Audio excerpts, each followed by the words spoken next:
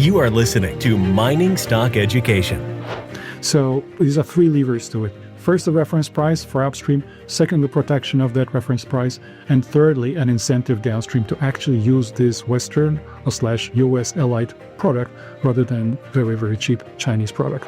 Thank you for tuning in to Mining Stock Education. I'm your host, Bill Powers. And in today's show, we're going to be talking about a critical minerals global war and where we can profit as investors. I have an expert on with me, Tomasz Nadrowski. You're the author of the book, Mineral War, China's Quest for Weapons of Mineral Destruction. That's quite a grabbing headline there.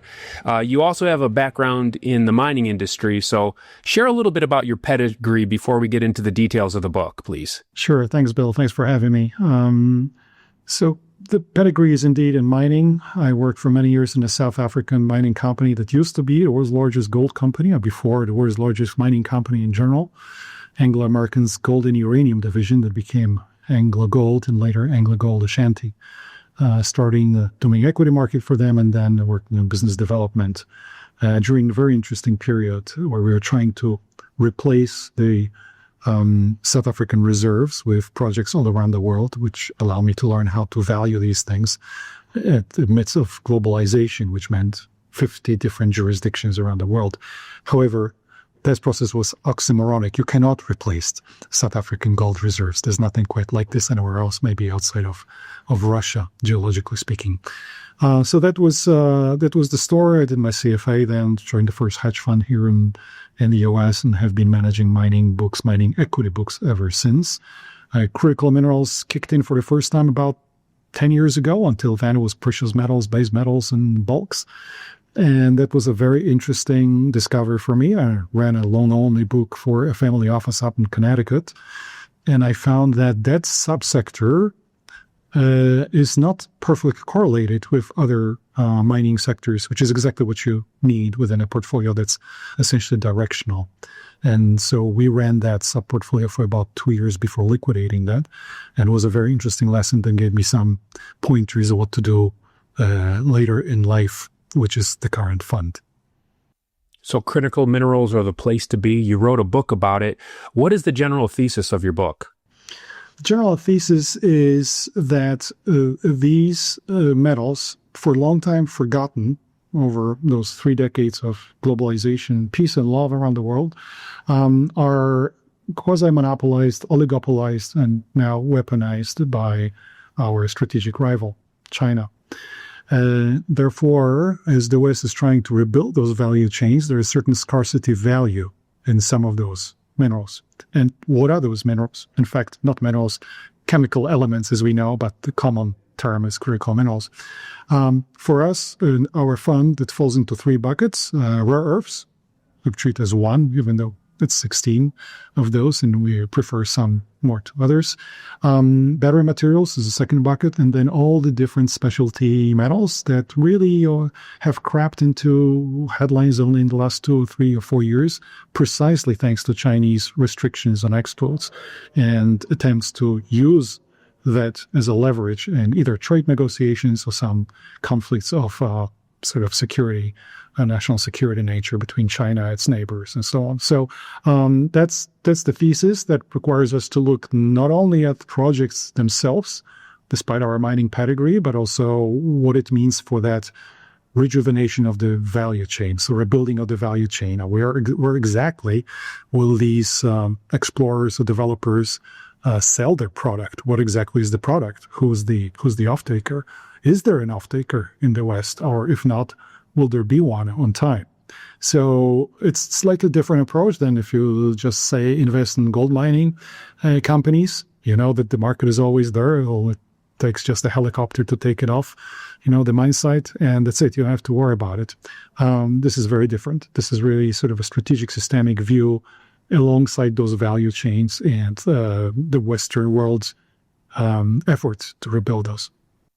So geopolitics is more important than geology in this regard?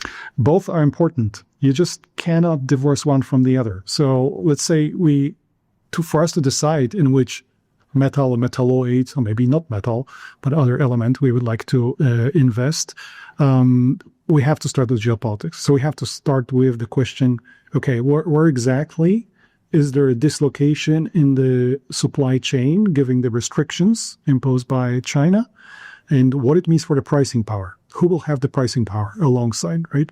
Now, once you have determined that, so you know in which commodity to be, and you know more or less where that pricing power is, then of course you decide whether you should be completely upstream or slightly closer to the middle of the value chain.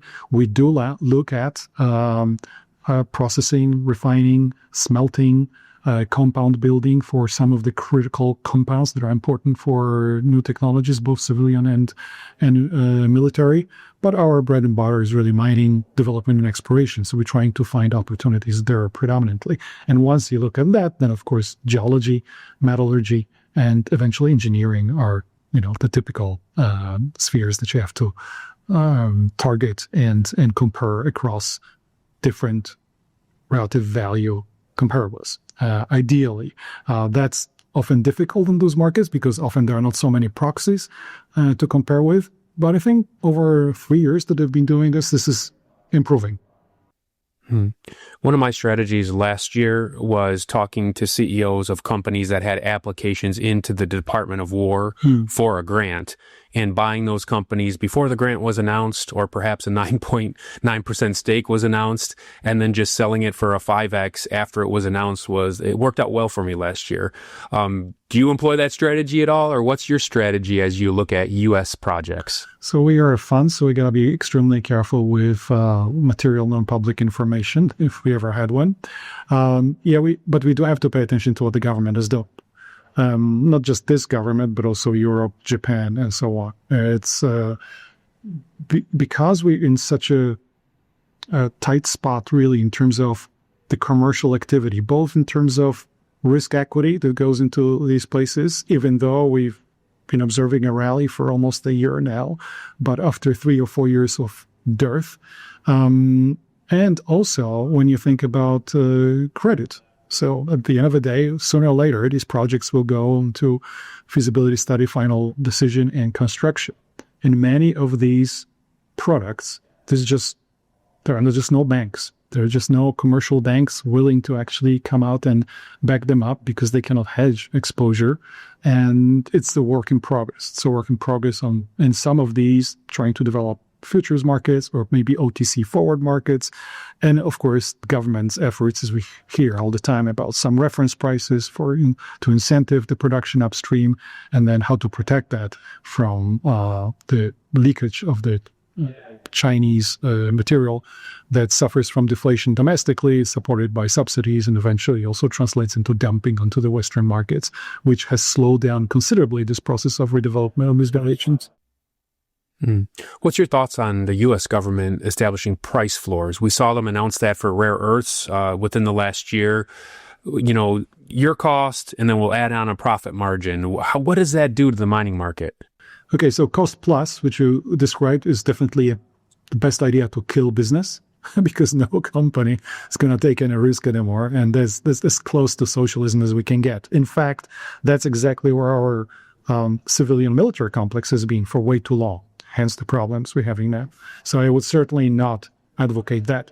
However, you're referring to MP Materials deal of last summer, which essentially was probably more like a bailout deal, but that particular clause in the deal, therefore the price, which at that time was some 90% premium over the Chinese prices, not anymore, by the way, was an important signal to the market. Not so much as a source of operating margin, but as a source of faith, a belief in lower cost of capital coming through. And that's so important because if we're losing this competition, or we've lost this competition over many years against China before it became a conflict, an open conflict now, and I do believe it's a very different social operating system to be in a conflict, to be in a competition, but we lost this because China reinvented cost of capital and essentially over-invested in many of these sectors and many others, in fact, by offering capital that was not only cheap, it was below inflation rate and it was below GDP growth rates, and therefore built this massive capacity. Now, having said that, governments' prices, so floor prices or reference prices, make sense for upstream to incentivize investment upstream. The problem we have in the United States in particular, but is also the case of other developed countries, is that our upstream industry outside of oil and gas doesn't have much political leverage, whereas downstream industry has a lot of that. And where downstream industry hears about higher costs of inputs, it either continues buying cheap schlock from China or sends lobbyists to Washington to stop that. And so essentially there are three levers here for this to work. The first one is a reference price, so that there is some incentive to plow capital into these sectors. And we're talking about not an incentive price for operating margin, but really for the capex intensity. Then you have to protect it with tariffs, whether this is taxpayers' money, as the case often these days, or whether it's real incentivized commercial funds on both equity and debt, you have to protect it with tariffs. Why? Because otherwise, the downstream investors will come back to you and destroy it. Just like in graphite, you saw it a couple of times, right? The producers downstream are coming back saying, no, over our dead body, we don't want that massive tariff on Chinese graphite. And so that slows down policymaking, and the government is too weak to withstand that pressure from downstream. So what happens is that revenue from those tariffs could be then offered as subsidies downstream to incentivize downstream producers to slowly migrate from Chinese product into the Western product. And I'm saying slowly and gradually because for many of these materials, it's not possible to do overnight. So these are three levers to it. First, the reference price for upstream. Second, the protection of that reference price. And thirdly, an incentive downstream to actually use this Western / US allied product rather than very, very cheap Chinese product. But it's important to impose that reference price because the price that we receive from China is not relevant for us because our demand curve is much more inelastic than the Chinese demand curve. And therefore, it's just simply not applicable to this market. The oversupplied Chinese market, which is segmented from ours and where material flows out only in as much as the Chinese government allows, there is no reason for us to take that price. One of the commodities I've heard a lot about over the last year is tungsten. In the 9 years prior of being a junior mining investor, I didn't hear it much. How have you played the tungsten rise in the last year? We've been very lucky. We've got a sub-portfolio of tungsten plays, more or less established as per stage of development. So one operating ticker, one in late-stage development, and one in sort of redevelopment plus exploration for brownfields. So it's been, a successful part of our exposure. So tungsten is not that exotic because tungsten often comes with tin. And so if you're old enough in this business I am, we've seen a couple of tin fevers in the past, whether for porphyry or for skarn or for Grayson, you often find tungsten with it. And importantly also, it's by our account, the fourth most monopolized metal by China. So the number we have is 82% of tungsten production pre-25 was controlled by China. So naturally it lends itself to restrictions. And in fact, of 23 restrictions that we archived, Chinese restrictions between 2022 and 2025, or beginning of 26 now, of these 23, 4 relate directly to tungsten, often tungsten plus others. So it shouldn't be forgotten that rare earths are not the only material that China controls in terms of its outflows. Now, many people say, well, this is Chinese politicking. It's just for geopolitics. It's to push back against our government's attempts to rebalance a very lopsided trade relationship with China. And that is true. That is certainly true. This is a very sharp weapon that China deployed last year and is deploying sequentially on many occasions against Japan and others, because many of these restrictions are not specific to one country or the United States. However, there's also another reason why China may be doing this. In general, a communist system or a Stalinist system is quite obsessed about metallurgy.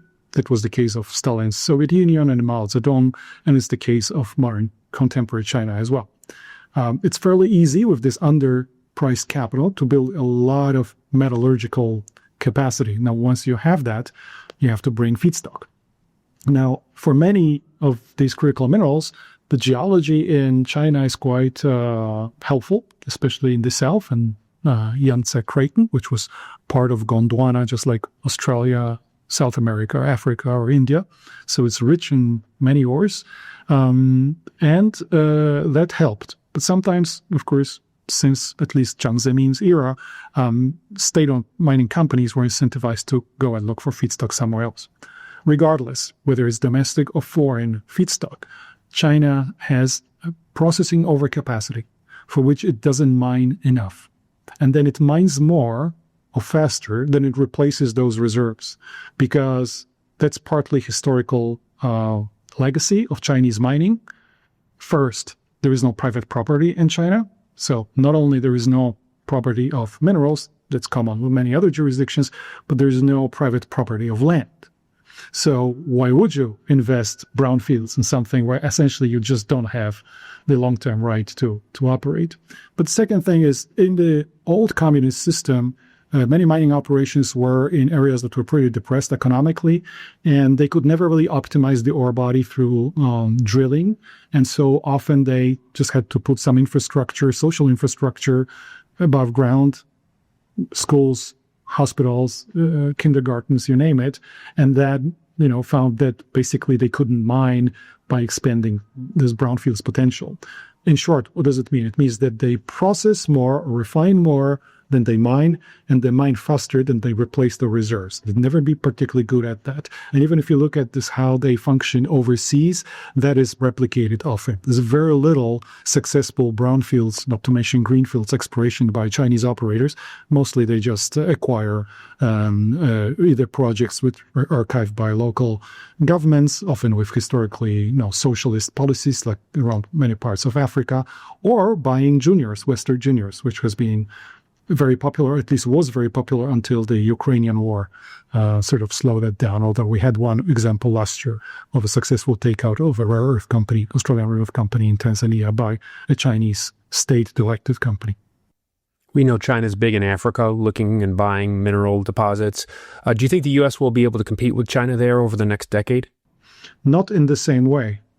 Not in the same way because of the structure of the deals that China built around their African pipeline. Very difficult to do something similar. So many of these projects are so-called resource for infrastructure projects, when you have a completely unrelated infrastructure project cherry on the cake for the local government, in addition to the mining project, so sometimes oil and gas project. That is impossible to do if all your companies are profit-based. The state-owned enterprises that do this for, say, China Inc., are not profit-driven. And so they receive this very cheap capital for a state-owned bank, and and they dish out a sports stadium or a bridge or a road or a port. Having said that, I looked at a couple of those projects in more details, and the NPV structure was always to the benefit of the Chinese operators in terms of the future flow of these resources. This the so-called Angola model that started with oil and gas out of Angola good 25 years ago already. So it's very difficult to replicate that. Also, it's very difficult to replicate the risk structure of these investments, because not only is the jurisdictional risk taken away through, in Africa case, the forum. This is the Forum of Africa-China Cooperation, FOCAC. So there's a very strong top-down monitoring of what the jurisdictional risk is for the Chinese operators there from Beijing. That's the one thing. The second thing is, these are not juniors going and, vying for attention of off-takers, financiers, and so on. They basically travel there as SPVs with already off-take guaranteed day one back in China. So this pipeline this is never sold to any market, right? It just retains this vertical sort of pipeline where the pricing of the material is also guaranteed, and therefore there is no commodity cyclicality or volatility risk. There's no price risk. There's no off-take risk. There is no financing risk either, and there is no jurisdictional risk. If you can take all of these five through whatever structure that the U.S. or any other Western country can offer in Africa and other jurisdictions, you'll be able to compete with the Chinese structure. Otherwise, you can't. However, this is not a free lunch for Africa at all. because a lot of debt has been sloshing around in Africa over those periods, especially until 2016, when these numbers just peaked in terms of the inflow of capital. This, since 24, has now reversed. So Africa is actually paying back this debt, which is not cheap. It's 3%. This is not concessional on Japanese interest rate, but it's almost a commercial rate. And so the flows of capital have reversed, and I think now about $17 billion that Africa as a continent pays back to China in net terms, right? So Africa sends more capital to China than vice versa. That would be still okay, but it is not. It is not for Africa. And the reason being is that many of these old credits are redenominated into renminbi and at higher spreads. So it means that basically it's even more onerous, more expensive to pay it back. And plus, where are the African countries supposed to take this renminbi? I can say they can sell something to China. But Africa, thanks to US tariffs and the fact that so much of the Chinese current account surplus has been redirected to the Black continent, is now suffering over $100 billion worth of current account deficit with China. No amount of current account surplus with Europe, Japan, or US can offset that number. In a way, Africa is paying double. First, it is a net exporter of capital to China. And secondly, it suffers from over $100 billion of capital, of current account deficit. This is unsustainable. This is unsustainable. Just like eventually the Western countries, the United States and others, decided to push back against Chinese mercantilism. I think this is slowly coming. We've already seen it in DRC. And it's precisely in DRC that the US has stepped in with some opportunities in mining. Is this like neo-feudalism as you're talking and describing this? I mean, what category would you put on this? What you just described? It's difficult to say because, this is 53 different countries, so it's slightly different depending on the country, and we should never underestimate how diverse this continent is.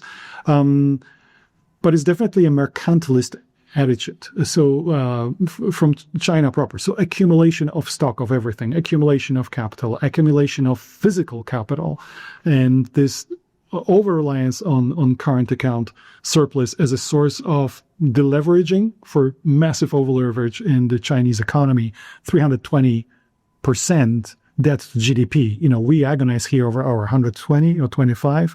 That's not even half of what China is. And of course, China at much lower level of GDP per capita, lower level of development. So it's a huge problem for the Chinese economy going forward because there are not so many other options that are politically palatable to the Chinese regime to unwind that. You cannot do it through inflation. We know what happens to a dictatorship with inflation. China knew it under Tiananmen. Iran knows it every 2 years, more or less.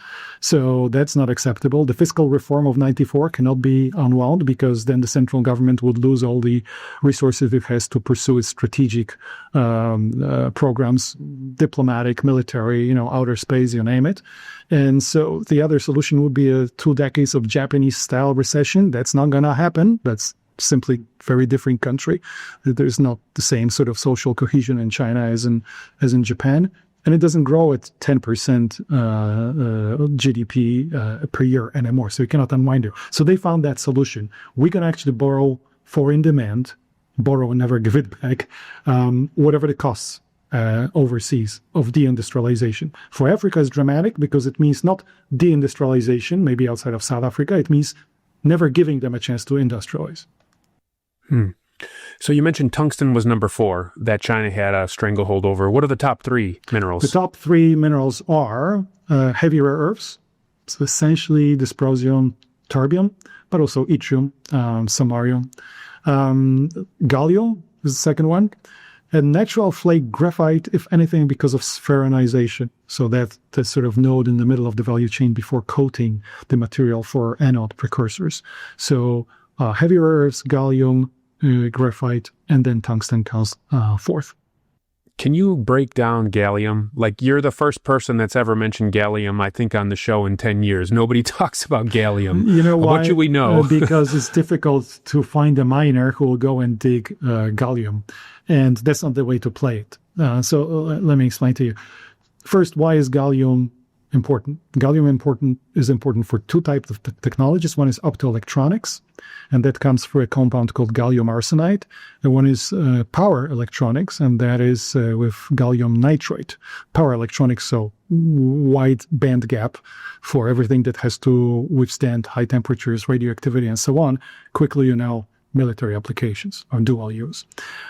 Now, where does it come from? It's usually associated in a very dispersed and very low-grade fashion, either in alumina or bauxite deposits. And the best bauxite deposits are karst bauxite deposits.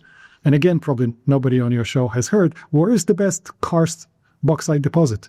In our favorite country, Iran. Okay, but you can extract it from bauxite somewhere else, including in Australia.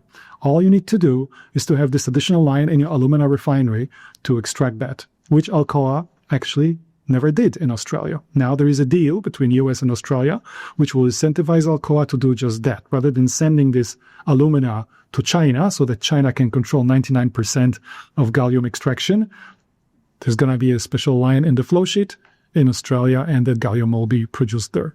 There's a small company in the United States, Atalco, which will be doing precisely that. But you can also extract it from zinc as a byproduct of zinc electrolysis.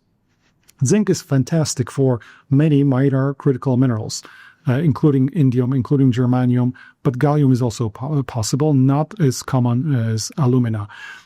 Rio Tinto in Quebec could also do this, also extract that gallium from refineries. So it's actually possible. So it's if someone wants to invest in a junior miner who's flogging their gallium deposit out of a bauxite, that's probably a distant way to do it. But if you find someone who produces gallium arsenide on the back of Western feedstock, that's a highly valued company, and there are some that can be identified. Another G is germanium. I've seen that. Do you invest in germanium?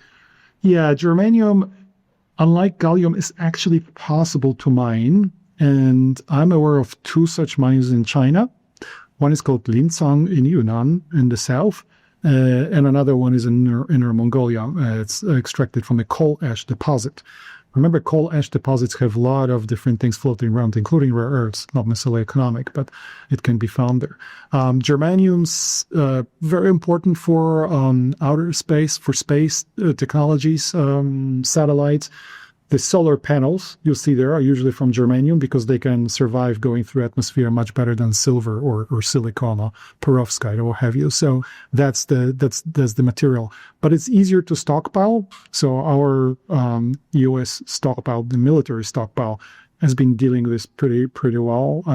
Easier than, say, gallium or some other materials that may decompose in room temperature. And it's there are some other deposits similar to the Chinese deposits. Well, there's one in Bulgaria, not currently extracted. And it's more common to actually use zinc plants to extract that. So Korea Zinc is, for example, one important Western company that will now invest massively in a smelter in Tennessee, the old Nearstar smelter, and among the entire range of elements that will be extracted there, you'll find germanium, of course, as well. So, and the company has experience doing that.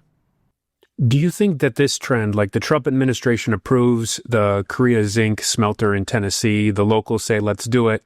But if I look back to Trilogy Metals under Trump 1, they get their road permit. Then Biden's Department of the Interior Secretary comes in. She says, give me that permit back. Trump 2 comes in. He says, have your permit back. And by the way, we'll take 10% of your company and we're going to give you a bunch of money to make this happen. So with that flip-flopping in the U.S. government, like with seeing a smelter in Tennessee, is this going to go through if a Democrat is in office in 3 years? I would hope so.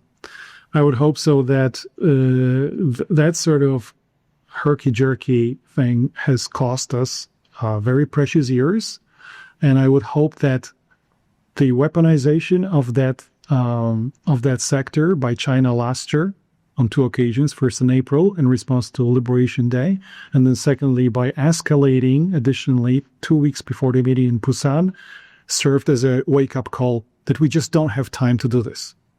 We just don't have time to do this because it's very plausible that the other has agency in their own calendar for whatever their plans are, regardless if it's in Western Pacific or the Himalaya or whatever. We just don't have time for these little games. And Korea Zinc is probably the best deal so far signed by this administration. I'll be very surprised if someone had any issue with supply chain sovereignty that it offers to us. Because what that deal does is actually creates physical market, physically in the United States, for all those different juniors around the world that can then send this feedstock into US. Everything else is just pure talk. This is real action. So I would hope very much that it stays in place. Indonesia controls the nickel market. What are your insights on the nickel market? Indonesia would like to control the nickel market, but it's China that controls the nickel market through Indonesia. No. And it's tragic what happened. So they're their proxy. Indonesia is just a proxy for China. Yeah, I think I saw numbers 72 or 73% of the entire resource base is controlled by Chinese operators there. So China moved in very strongly. Remember there were those two spikes of Indonesian resource nationalism that invited smelter overbuilding. It's against Chinese-style overbuilding of smelter, which very quickly raped the reserves existing there. And the situation was 2 years ago already that Indonesia, the main source of nickel laterite in the world, had to import feedstock from the Philippines for that overbuilt capacity, because it takes so much longer, as we know, to develop reserves, or to convert resources into reserves, and to find new resources and to upgrade their categories. And the Chinese just are not interested in this. The average lifespan, as I explain in my book, the average lifespan of a Chinese private company is 3 years. So we would think that mining makes no sense, right? Who's going to survive 3 years? Well, they've proven in Myanmar and now in Nigeria that they can actually fly in, fly out within 3 years, rape the deposit and, take the money and run. So it's possible that Indonesia is on the receiving end of this. The other problems in the Indonesian economy, I don't know exactly what the strategy of the government is. They've been trying to crack down on access to a lot of different assets, not just the Chinese, local as well. Nickel has been affected by this, but also tin. This is one of the reasons why tin has had such a strong run in the last couple of months.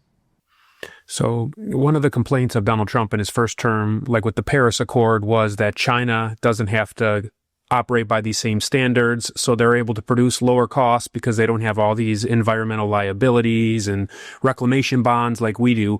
So what should be done in that regard on this side of the ocean? Obviously, we don't want to pollute our waters, pollute our airs, but how can we be more competitive in that regard? So I think that the dream of us aligning China with our sort of Western values, that's probably out of the window. And I'm on 37th floor, so that's a big crash. In New York. Yeah. So I wouldn't count on that anymore. It's been too long since WTO. It's a quarter of a century this year. A quarter of a century of hopes that somehow they will espouse our values. And now is it more visible than in the climate legislation? I think because we got deindustrialized so heavily before, I'd say the George W. Bush presidency was a time where most of our factories just packed and left, and continued a little bit under Obama, but slowed down later.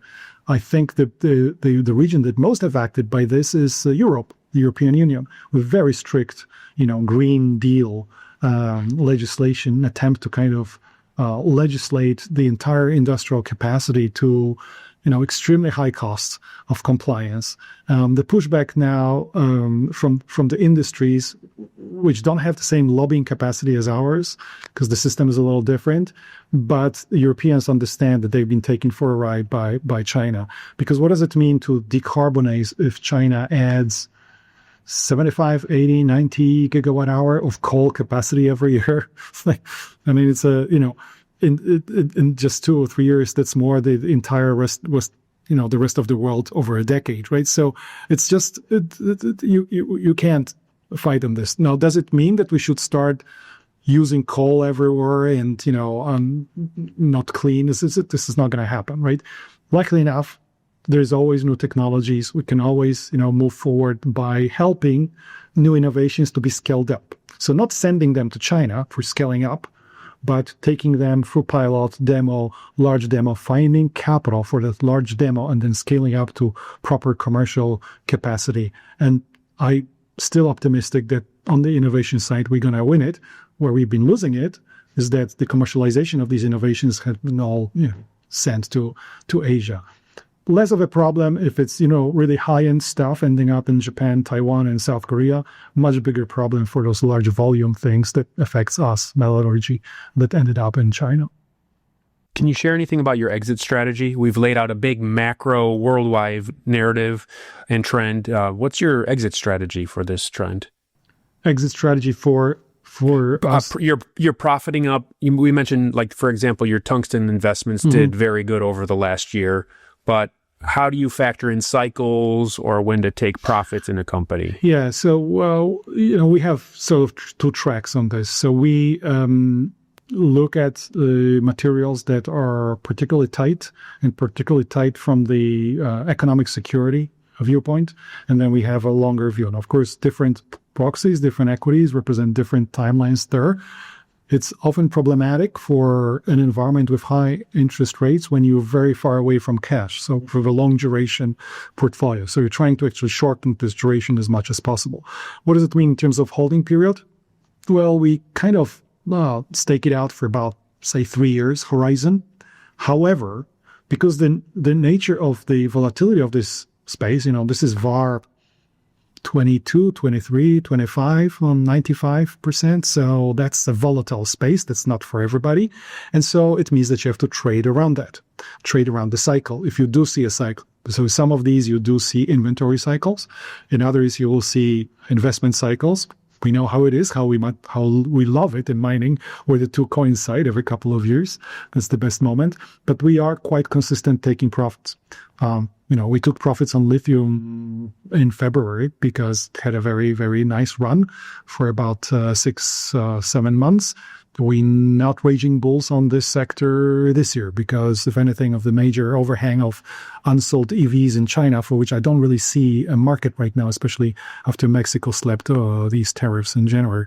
So, there's ESS story, but will it offset that massive overhang of inventory? In tungsten, giving just the chart, we also much more cautious right now. So there's a lot of trades going around that to protect these gains. If you ask me how much longer it's gonna run, the question is where the floor will be, because it's such a structural change of the market. When I was in gold market, it was fairly simple. You had investment demand that was the driver of the price, and you had industrial demand, much smaller, but which always established a floor. So it's something that industry could digest. And so sometimes the spread would open and it would just come back to the silver. Is very similar. We don't have that track because these are not times of mean reverting, simple charts like, say, copper over a long period of time. This is a structural change of us attempting to rebuild something where we expect the prices to be at a premium to Chinese prices for most of these things, not necessarily all, but for most of these things. And so you have to be careful not to run your liquidation or your exit prematurely, because you might miss on that establishment of a new floor as the market is slowly developed, because the new producers will come eventually. We just this week, we have a new tungsten mine opening in South Korea. So it is happening for some of these materials sooner than other. For antimony, maybe easier because it's associated with gold. So bankers find less problematic to invest in that.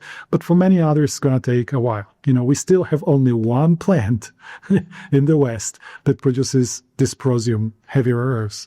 I'm happy to, I'll visit this in 2 weeks from now. It's really, we have, years to go on some of these things. Well, you're clearly knowledgeable. You wrote a book about it. Again, the book is Mineral War, China's Quest for Weapons of Mineral Destruction. And you run a fund. If someone wants to reach out to you, is LinkedIn the best way? Email? How should they get? LinkedIn is good, or our website, which is Amvest Terra Den. So the fund is called Amvest, AMVST, Terra Den, Terra for Earth. And Den means electricity in Japanese, or Dien in Chinese. So it's electricity from the ground. Amvest Terra Den, Critical Minerals Fund. So amvestterraden.com. I will link to all of that in the show note. And I'd like to have you on the show again. Thomas, there's more questions I have, but I want to be respectful of your time. So thank you for coming on the show today. Great, Bill. Thanks a lot for having me.